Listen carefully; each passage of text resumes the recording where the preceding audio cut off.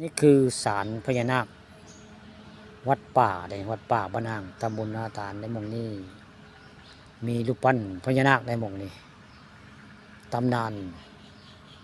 เมืองบดเมืองลับเลในหมู่นี้วัดป่าหมู่นี้มีรูปปั้นพญานาคเลยมีตำนานในหมู่นี้ว่าศาลพญานาคไปแล้วหมู่นี้วัดป่าบ้านอ่างตำบลนาตาลหมู่นั้นก็เป็นเฮือนไม้เพิ่นได้บ้านเฮือนของในวัดป่าแล้วก็เจ้ามีทั้งนานได้นี่เจ้าสร้างไว้หมู่นี่ตำนานเมืองบดเมืองลับเลนายปรารถนาหาย7 วัน7 คืนในวัดป่านี่แหละแต่ว่าประตูเมืองอยู่ด้านพุ่นได้ประตูเมืองที่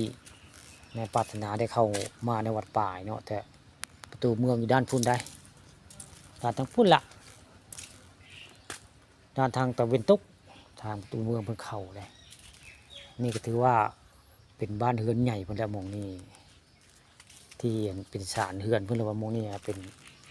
ศาลพญานาควัดป่าแล้วหม่องนี้เปรียบเทียบกับฮู้เพิ่นแล้วหม่องนี้ฮู้พญานาคหม่องเขาเจ้าสร้างไว้หม่องนี้เฮ็ดรูปปั้นไว้ในวัดป่าบ้านอ่างตำบลนาตาลอีกบ่นานนี่สิมีงานบุญได้หม่องนี้วันที่10ไปสิฮอดนี่ล่ะมื้อนี้วันที่3เด้อมื้อนี้วันที่3วันที่10นี่สิมีบุญบั้งไฟได้บุญบั้งไฟในวัดป่านี่ล่ะนี่บุญบั้งไฟประจำปี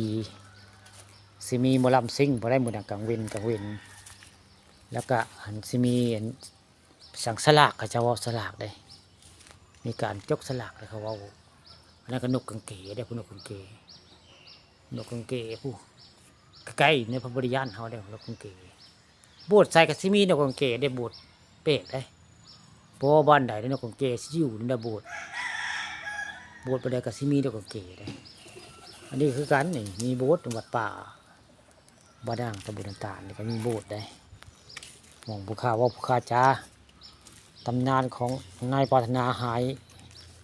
ในวัดป่านี่7 มื้อ 7 คืนได้นี่อันนี้ก็ใบสีมาเนี่ยใบสีมาได้ใบสีมาวัดป่าได้นี่ตัวแรงใกล้สิค่ำอันนี้ผู้ข้าพาทองคำผสมเนาะเอาเรื่องจริงผ่านจอมาเบิ่งนี่ละวัดป่าบ้านอ่างตำบลนาตาลล่ะนี่สิมีงานบุญบังไพวันที่10บุญประจำปีเขาเจ้าเลยนี่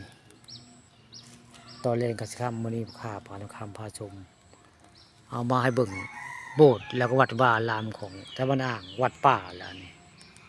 วัดป่าบ้านอ่างสิมีงานบุญประจำปีมีคู่ปีได้บุญบังไพบ้านอ่างตำบลนาตาล